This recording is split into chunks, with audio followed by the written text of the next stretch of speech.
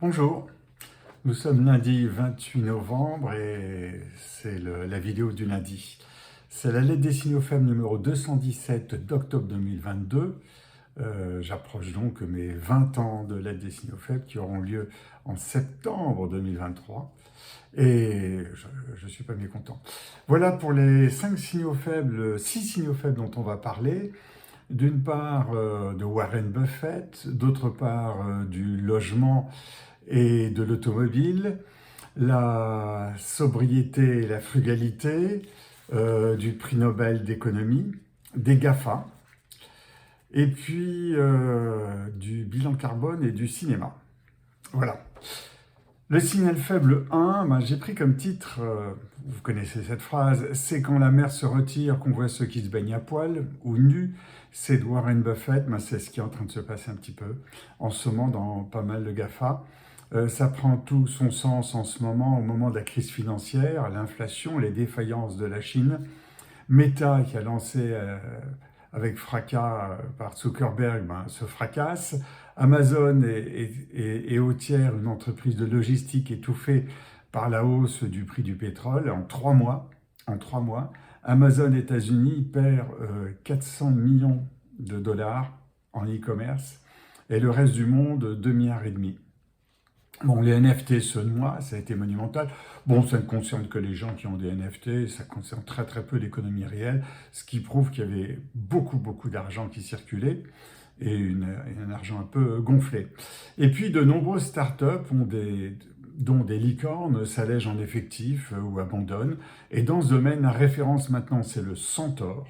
Le Centaure, l'entreprise qui réalise 100 millions d'euros ou de dollars de chiffre d'affaires en ARR, en revenu annuel récurrent.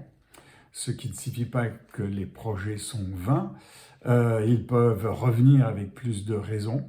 En attendant, les spéculateurs quittent les sociétés d'espoir pour celles de résultats. L'argent gratuit est temporairement terminé, mais on peut dire que depuis la dernière bulle de 2000, depuis 20 ans, l'argent gratuit était très présent, sauf sortie la crise des subprimes de 2008.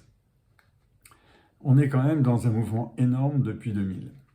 Le signal faible 2, c'est le logement et l'automobile, la future bombe sociale façon gilet jaune. Elle est prête, elle est là. Vous la retrouvez en dessous, le lien est en dessous. J'ai fait une vidéo et je crois que j'ai fait aussi un article dans le journal de l'économie.com. Entre 2017, c'est très simple, entre 2017 et 2021, le prix des maisons a bondi de 17%, alors qu'il y avait à ce moment-là quasiment pas d'inflation. En 2022, donc cette année, la hausse pourrait être de 10% supplémentaire.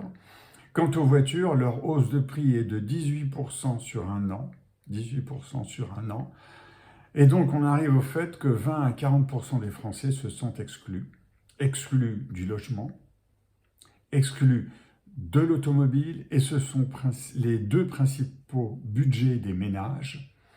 Devant l'alimentation, autant admettre que le sentiment d'injustice est réel et touche en particulier les jeunes couples autour de 30 ans.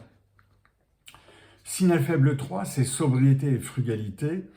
Il y a une différence sensible. La sobriété a pour synonyme la modération, la retenue, la mesure. La frugalité, c'est la sobriété simple, la tempérance jusqu'à l'ascétisme. En 2013, le livre L'innovation Jugade aux éditions Diathéno, portant sur l'innovation frugale, poussait à faire plus avec moins, et non pas comme la sobriété, qui est de faire moins avec moins. Là, c'est faire plus avec moins. Moins de matières premières, moins d'énergie pour obtenir un résultat qui éventuellement peut être supérieur. La sobriété qui nous est demandée est une étape vers la frugalité. Supprimer le trop riche, le trop compliqué, le trop par rapport à ce qui est suffisant. On en entend tous les jours et ça va se multiplier. Le signal faible 4, c'est Alain Aspect, un prix Nobel opérationnel. C'est très rare. C'est très rare de signaler. On a parlé beaucoup du prix Nobel de littérature Annie Ernaux. On en a plus parlé que du prix Nobel de physique. Et pourtant, Alain Aspect,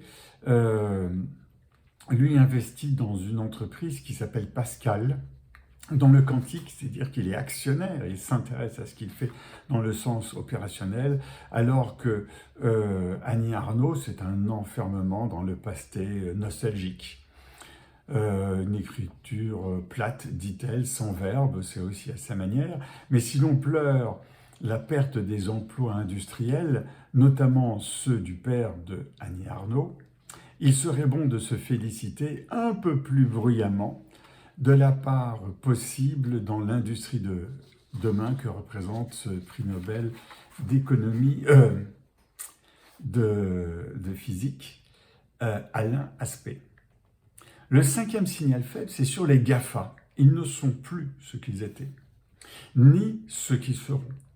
Ceux qui étaient devenus les stars de la bourse entrent dans l'économie réelle. Ils étaient dans une économie extrêmement spéculative.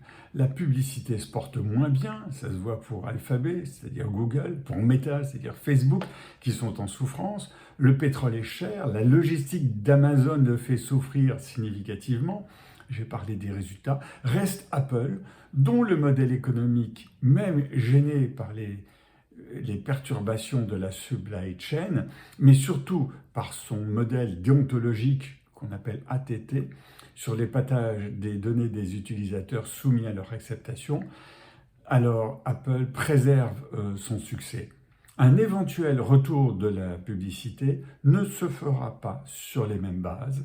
Ainsi, le retail média aura pris une part significative, c'est-à-dire la publicité qui est faite directement sur les acteurs du commerce, on dit en français retail maintenant, ce que l'on trouve d'ailleurs sur Amazon sur la place de marché. Mais surtout, les GAFA de demain seront sur d'autres marchés. C'est ça qui est intéressant, comme les énergies propres, les déchets, le recyclage, etc. Chaque période a son marché phare, et pour les nouvelles technologies des années 2000, la page aura tourné. Je vous recommande de vous intéresser aux économies des années 20, que je vous ai citées, les énergies propres, les déchets et le recyclage. Signal faible 6. Alors là, c'est quelque chose qui est vraiment très intéressant en tant que signal faible. Pour ceux qui doutent encore du bilan carbone qui est soumis aux entreprises, qui va être soumis quelque part aux particuliers, la preuve par le cinéma est si un signal faible qui est très fort. Les demandes d'aide au CNC, au Centre national du cinéma, seront soumises à bilan carbone informatif à partir du 31 mars 2023. À partir du 1er janvier 2024, ce ne sera plus informatif. C'est-à-dire qu'on a besoin de savoir, en amont comme en aval, il y aura un bilan.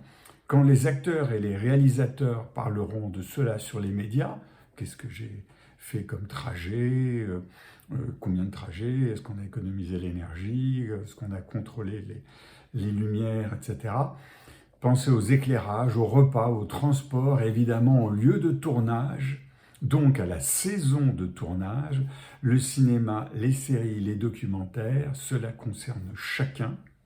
Et donc le bilan carbone du CNC aidera à chacun à comprendre que c'est important. Voilà, pour les abonnés de la lettre payante, il y a 27 signaux faibles. En tout, j'en ai soulevé ici que 26 dans la lettre premium.